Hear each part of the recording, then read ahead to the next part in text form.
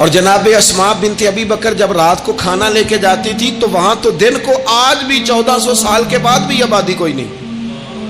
اس وقت کیا منظر ہوگا. اور اب رستہ بن گیا تھا, اب تو رستہ بھی نہیں تھا. تو حضرت اسماء کہتی ہیں میں اکیلی روٹی پکاتی تھی, پھر اسے باندھتی تھی.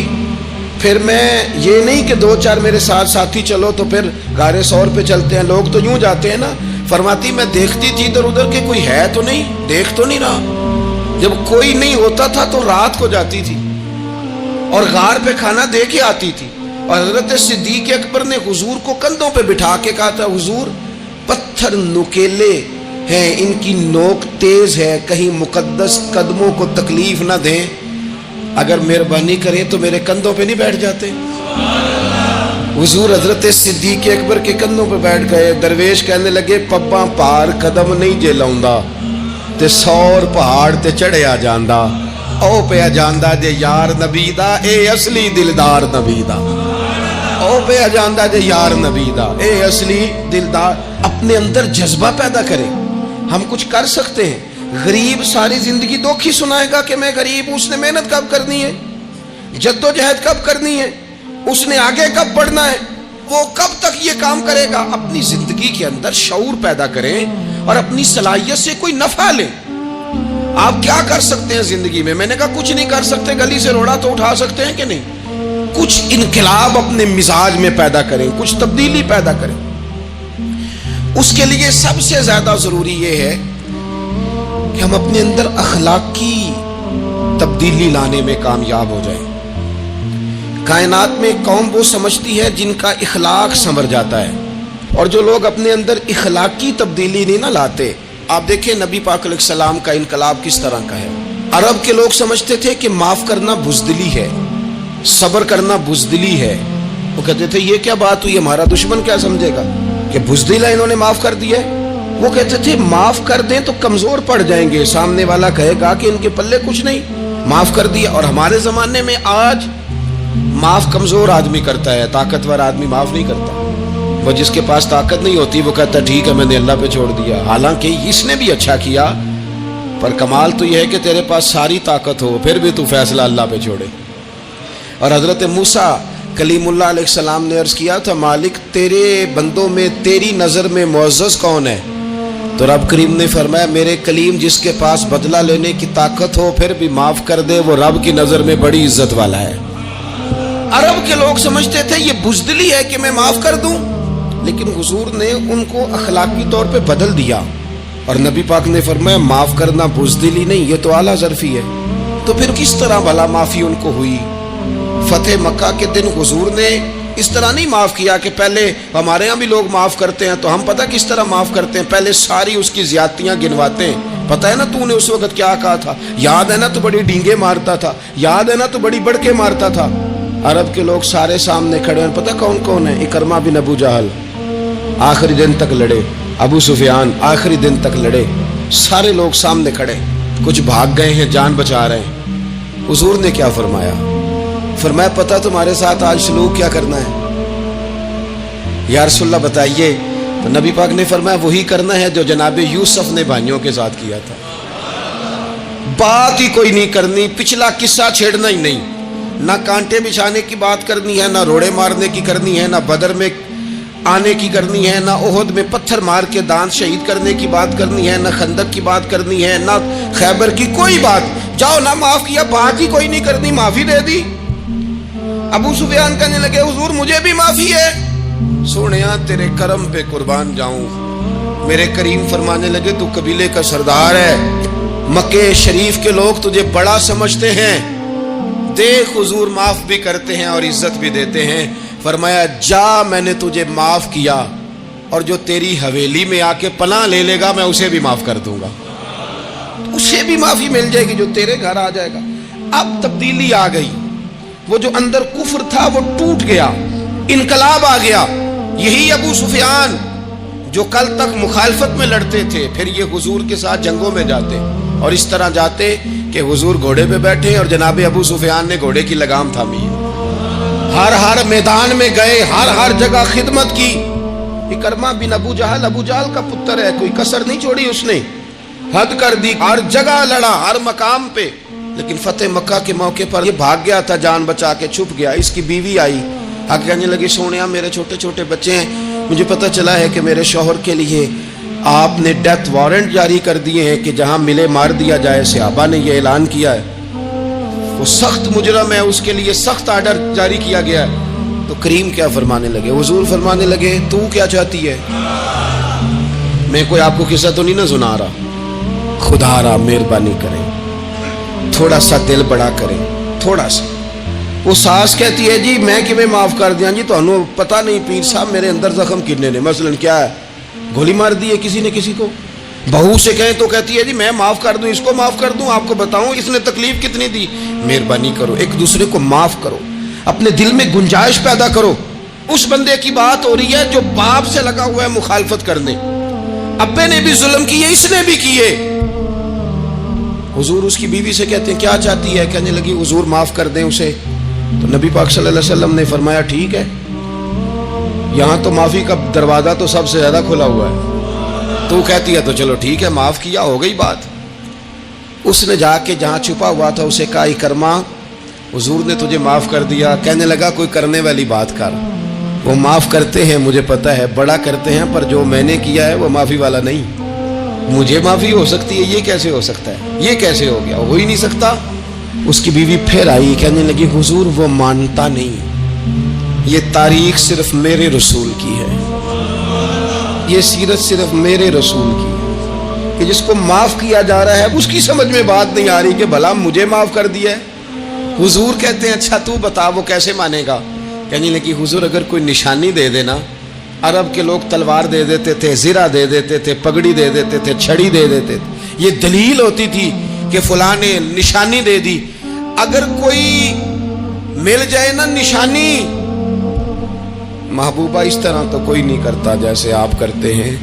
کریم نے اپنے سر سے پگڑی اتاری اور فرمایا میری پگڑی بطور علامت کے نشانی کے لے جا, اسے کہہ دے میں نے معاف کیا.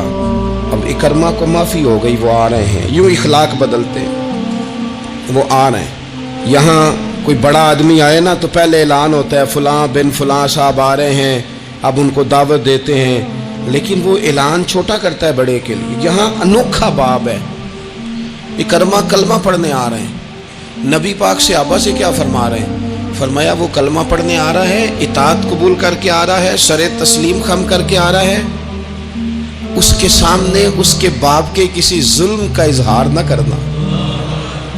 اس کے باپ نے بڑے ظلم کیے ہیں, زیادتیاں کی ہیں, ہم تذکرہ یہاں ہوتا ہے, لیکن اس کے سامنے نہ کرنا. اس کا تو ابا ہے نا, اس کا تو باپ ہے نا, کوئی بات نہ کرنا, اسے تکلیف ہوگی. کس کے لیے؟ صحابہ رو رہے ہیں, حضور یہ کس کے لیے تیاری کرا رہے ہو؟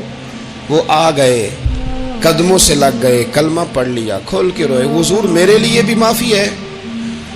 تو کریم نے فرمایا ہاں میں رحمت والے رب کا رحمت والا رسول ہوں, ہے نا معافی. اکرما مسلمان ہو گئے. پھر تلوار کو صاف کر کے کہنے لگے سونیا پہلے یہ اسلام کی مخالفت میں لڑتی تھی, اب حمایت میں لڑے گی. مجھے بتائیں ایک ایک گلی اکرما گئے اسلام کی حمایت میں تلوار لے کے, ایک ایک گلی. اور آپ پچھلے جہاد میں بھی گئے تھے, اس جہاد میں نہ جائیں تو کہنے لگے کفارہ نہیں ادا کرنا, پچھلے داغ نہیں صاف کرنے, میں جاؤں گا, گلی گلی جاؤں گا, نگر نگر جاؤں گا, جھنڈا لے کے جاؤں گا, میں بتاؤں گا. کہ جب کوئی مدینے والے کے پاس آئے تو رب دل بدل دیا کرتا ہے. انقلاب آتے ہیں, عادتیں بدلتی ہیں, طبیعتوں میں تغیر آتا ہے. کون کہتا ہے نہیں آتا؟ میں جاؤں گا. حمص میں حضرت عمر کے زمانے تک اکرما لڑے, سالوں میدان میں رہے اسلام کی حمایت میں, اور پھر حمص کے میدان میں حضرت عمر کے دور میں لڑتے ہوئے شہادت کی موت اللہ نے انہیں عطا فرمائی. یہ آپ دیکھیں حضرت خالد بن ولید کون ہے؟ کہنے لگے حضور میں تو بڑی شدت سے اسلام کے خلاف لڑتا تھا, میری غلطیاں بھی معاف ہو جائیں گی. تو حضور فرمانے لگے اسلام پچھلے سارے معاف کرا دیا کرتا ہے, نئی زندگی کا آغاز ہو جاتا ہے, نئی زندگی کا آغاز ہوتا ہے. حضور نے فرمایا جو رمضان میں عبادت کر لے نا, ایمان کے ساتھ رمضان میں عبادت کر لے, اللہ اس کے پچھلے سارے معاف فرما دیتا ہے. اب وہ نئی زندگی کا آغاز کرے. جس نے شب قدر پہ رو رو کے توبہ کی ہے وہ رمضان کے بعد کرپشن چھوڑ دے, جھوٹ چھوڑ دے, بددیانتی چھوڑ دے, دل دکھانا چھوڑ دے. جس نے رمضان میں روزے رکھے تراویح پڑھی ہے وہ نئی زندگی کا آغاز کرے. خدا کی رحمت سے گناہ معاف ہو گئے, اب وہ آگے بڑھے. نبی پاک علیہ السلام نے فرمایا جو اللہ کے گھر کا حج کار آیا وہ اس طرح ہے جس طرح آج ماں کے پیٹ سے پیدا ہوا ہے. اب نئی زندگی کا آغاز کرے, اب وہ اپنی عادات میں تبدیلی لائے, اب وہ بدل جائے. میں کس درد سے یہ بات آپ سے کروں کہ 50 لاکھ مسلمان ہر سال حج کرتا ہے. اگر 25 لاکھ کا کردار بھی ٹھیک ہو جائے تو سال کا 25 لاکھ با کردار مسلمان اگر دنیا کو دیا جائے تو بتائیے امت مسلمہ کا سر کتنا اونچا ہوگا. لیکن ہمارا حال وہی ہے کہ آج بھی کیتی جاندے ہو تے لہو بھی پیتی جاندے ہو, کھو کے مال یتیماں دا تے بھیج مسیتی جاندے ہو, پھٹ دلاں دے سیندے نہیں تے ٹوپیاں سیتی جاندے ہو, نفس تے چھری پھیر دے نہیں دمبے کیتی جاندے ہو, فرض پلائی بیٹھے ہو, نفلاں نیتی جاندے ہو, او دسو تے سی بلے شانو ایک ہی کیتی جاندے ہو. بات وہی ہے کہ کعبے گئے, مدینے گئے, کربلا گئے, جیسے گئے تھے گھوم پھر کے ویسے ہی آ گئے.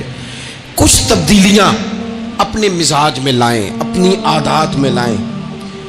حضرت خالد بن ولید نے کہا حضور سارے گناہ معاف ہو گئے. فرمایا ہو گئے. حضرت خالد بن ولید نے پھر اپنی تلوار تھامی اور جناب خالد بن ولید پھر اس طرح میدانوں میں نکلے کہ نبی پاک نے فرمایا اب یہ خالد نہیں, یہ تو سیف اللہ ہے, یہ تو اللہ کی تلوار بن گیا ہے. اس جذبے سے, شوق سے اپنے مزاج کو تبدیل کر کے اس طرح میدان میں آئے. فرمایا اب یہ اللہ کی تلوار ہے. پورا وجود زخمی کرایا اور ساری زندگی اسلام کی حمایت میں تلوار چلائی. ہم بدل سکتے ہیں, تبدیلی آ سکتی ہے, ہمیں بدل جانا چاہیے. بہلول دانا سے کہا تھا ہارون رشید نے کہ مجھے کوئی نصیحت کر دے, میں بادشاہ ہوں, سخت دل ہو جاتا ہے کئی دفعہ. تو حضرت بہلول دانا کہنے لگے میں کیا نصیحت کروں, آپ کا باپ کہاں ہے؟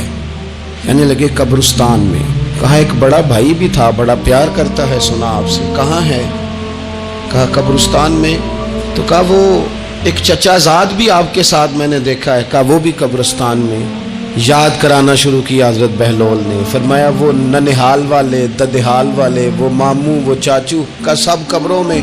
آخری جملہ کہا, فرمایا تیرا ایک پتر بھی تھا, چڑھتی جوانی تھی, قد اونچا تھا, رنگ گورا تھا. ہارون رشید رو پڑے, کہنے لگے حضور وہ بھی قبرستان میں. تو فرمایا جس نے اتنے جنازے پڑھے ہوں اسے میں نصیحت کروں, تیرا کیا خیال ہے, تو نے نہیں جانا؟ یارو ہم نے اپنے کئی کلاس فیلوں کے جنازے پڑھے ہیں. بڑا پیار تھا میرا اپنی دادی کے ساتھ. تو 97 میں وہ انتقال کر گئیں. دادا ابو چلے گئے, اماں جی چلی گئیں, ابا جی چلے گئے, نانا چلے گئے, پھپھا چلے گئے, دوست چلے گئے. یہاں پچھلے سال کئی سنگی تھے, اس سال نظر نہیں آتے, رخصت ہو گئے. او سنگیو یہ تو ساری تیاری ہے, ہم نے بدلنا کب ہے؟ اب تو ہمارا بڑھاپا آنے کو ہے, اب تو بال سفید ہونے کو. تبدیلی کس وقت؟ اللہ تعالیٰ نے قرآن مجید فرقان حمید کے اندر فرمایا اللہ ولی الذین آمنوا یخرجہم من الظلمات الی النور. اللہ مومنوں کا ولی ہے, وہ انہیں اندھیروں سے نور کی طرف نکالتا ہے, وہ رستہ دکھاتا ہے. بار بار راہ کھلتی ہے ہمارے سامنے پر ہم قبول کرنے کو تیار نہیں ہوتے. کچھ تبدیلی اب آ جائے, کچھ زبان میں مٹھاس آ جائے, کچھ ہمارے عمل میں پختگی آ جائے. ہم نہ بہت سارے کام لوگوں کو دیکھ کر کرتے ہیں, اس سے تھوڑی جان چھڑائی جائے.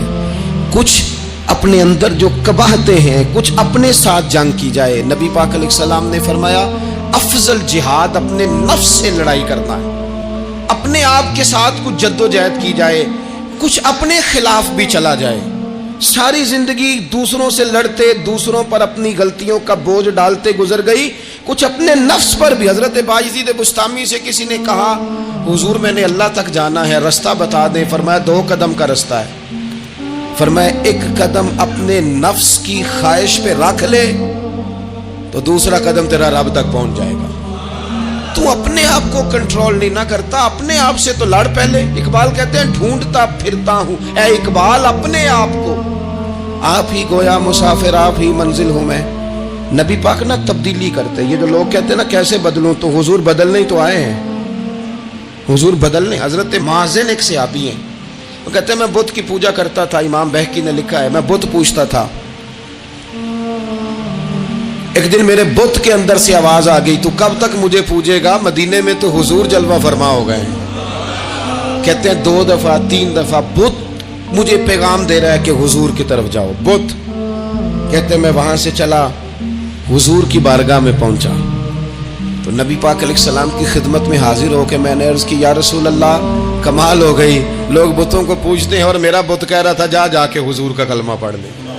او سکیاں کھجوراں اگا جام دے تے پتھراں تو کلمہ پڑھا جام دے۔ فرمایا وہ انہوں نے مجھے بت نے بھیجا ہے۔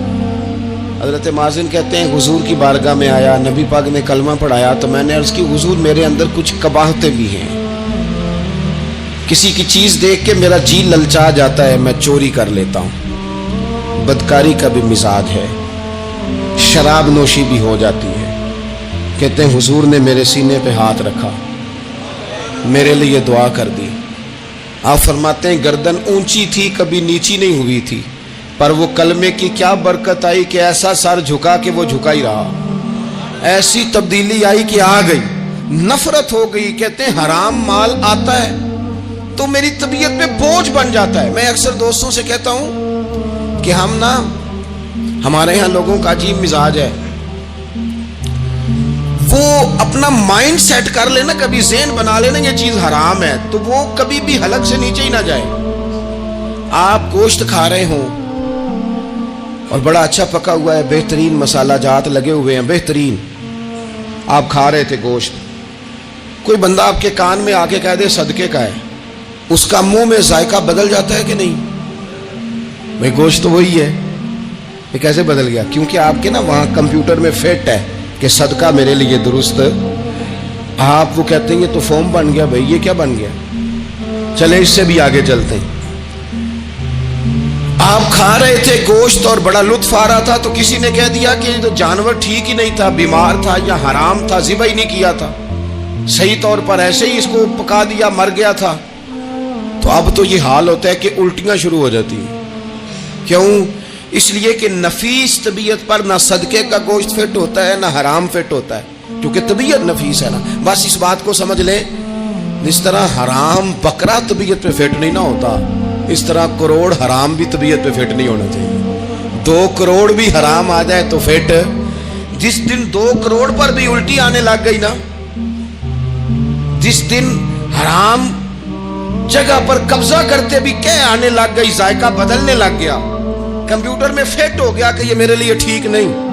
لیکن میں اکثر کہتا ہوں لوگوں سے، میں کہتا ہوں ہمارے ہاں بندہ دیکھ کے فتویٰ ہوتا ہے، یہاں کوئی غریب عیسائی ہو نا، ماڑا بیچارہ گلی میں جھاڑو دے کے روٹی کماتا ہے، تو لوگ مسئلہ پوچھتے ہیں، کہتے ہیں مولوی صاحب سائنہ روٹی کھانی جائز ہے؟